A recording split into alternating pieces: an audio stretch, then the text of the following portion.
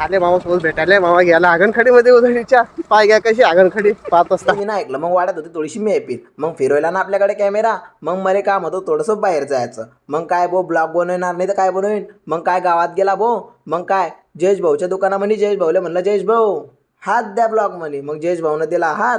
मग काय भाऊ पेट्रोल पंपावर गेले. पेट्रोल पंपावर भासाने घेतली त्याच्याकडे त्याची क्लिक.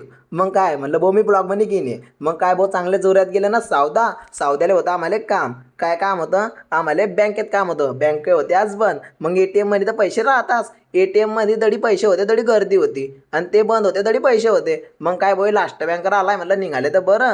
ते तर काही पैसे निघणार नाही. मग काय आम्हालाच सावदेवून निघ गेले. म्हणलं भाऊ मी ते घरून कॅश देईन त्या माणसाचे पैसे आहे की नाही. मग माई कसं गेलं ते उचकी. मग कसं भासाला म्हणलं भासा बरं आहे ना. मग काय गर्दी बी होती नाही आणि काहीच नव्हते. वाड्यात होतं थंड वातावरण. मग काय भाऊवाला भाऊ म्हणे आपल्याला जाणार आहे उधळी. मग काय भाऊ उधळीची बच्चा पार्टीने दिलं थोडंसं आपल्या ब्लॉगमध्ये हात. मग काय रे भाऊ सगळ्याला घेण्यास पडता घेतले ना रे भाऊ ब्लॉगमध्ये. मग कसं भाऊनही दिला ब्लॉगमध्ये हात. ह्या मोठ्या भाऊनही दिला ब्लॉगमध्ये हात. मग कसं आहे की नाही कलाकारी.